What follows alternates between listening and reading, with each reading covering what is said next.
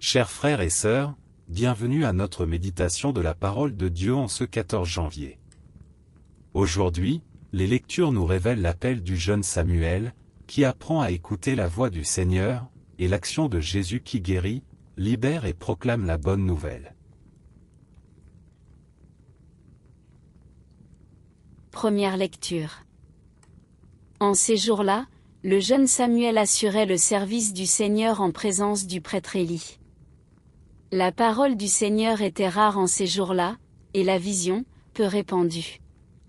Un jour, Élie était couché à sa place habituelle, sa vue avait baissé et il ne pouvait plus bien voir. La lampe de Dieu n'était pas encore éteinte. Samuel était couché dans le temple du Seigneur, où se trouvait l'arche de Dieu. Le Seigneur appela Samuel, qui répondit, « Me voici ».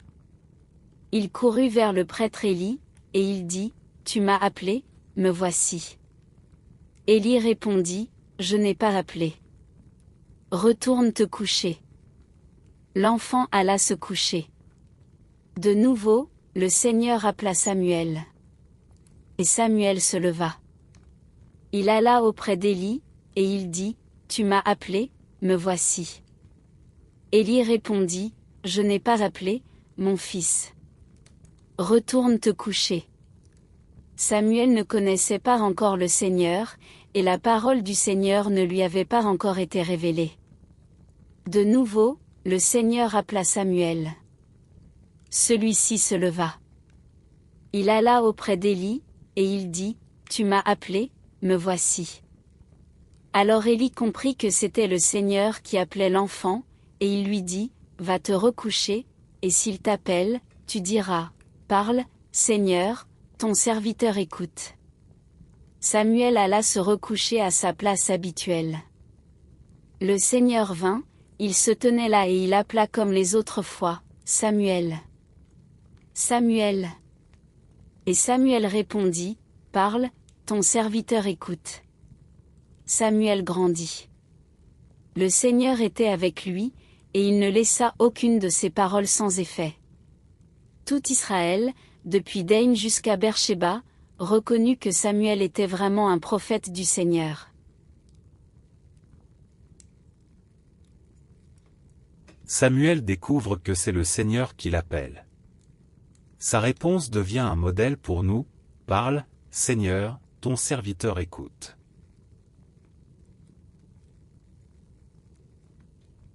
Et maintenant, nous allons faire la lecture du psaume responsorial.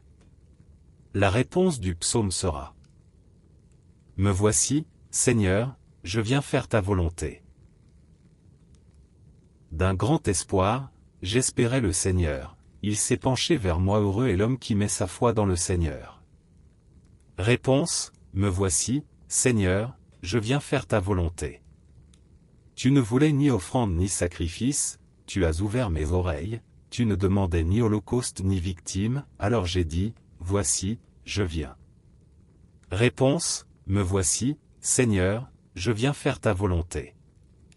Dans le livre, est écrit pour moi ce que tu veux que je fasse. Mon Dieu, voilà ce que j'aime, ta loi me tient aux entrailles. Réponse: Me voici, Seigneur, je viens faire ta volonté. J'annonce la justice dans la grande assemblée. Vois, je ne retiens pas mes lèvres, Seigneur, tu le sais. Réponse: Me voici, Seigneur, je viens faire ta volonté. Le psaume exprime la disponibilité du croyant, Me voici, Seigneur, je viens faire ta volonté. Acclamatio avant l'Évangile. Alléluia. Alléluia. Mes brebis écoutent ma voix, dit le Seigneur, moi, je les connais, et elles me suivent. Alléluia. Évangile. En quittant la synagogue, Jésus, accompagné de Jacques et de Jean, alla chez Simon et André. Or, la belle-mère de Simon était au lit avec de la fièvre. Sans plus attendre, on parle à Jésus de la malade. Jésus s'approcha d'elle, la prit par la main, et il la fit lever. La fièvre la quitta, et elle les servait. Le soir venu, après le coucher du soleil, on lui amenait tous les malades, et ceux qui étaient possédés par des esprits mauvais. La ville entière se pressait à la porte. Il guérit toutes sortes de malades, il chassa beaucoup d'esprits mauvais et il les empêchait de parler, parce qu'ils savaient, eux, qui il était.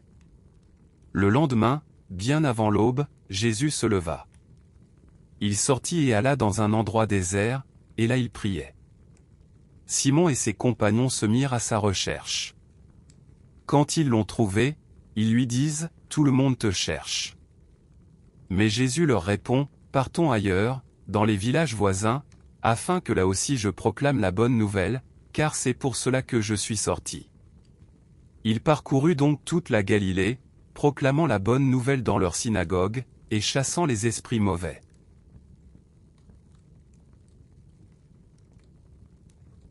Jésus guérit la belle-mère de Simon, soigne les malades, chasse les esprits mauvais, et se retire pour prier avant de continuer sa mission.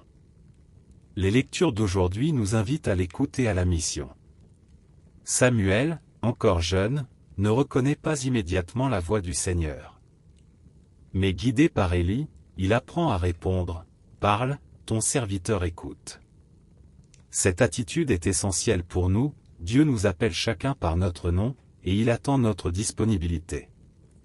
Le psaume exprime cette même disponibilité, « Me voici, Seigneur, je viens faire ta volonté. » La vraie foi n'est pas seulement dans les sacrifices extérieurs, mais dans l'ouverture du cœur à la volonté de Dieu.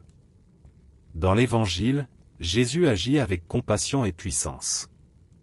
Il guérit la belle-mère de Simon, soigne les malades et chasse les esprits mauvais.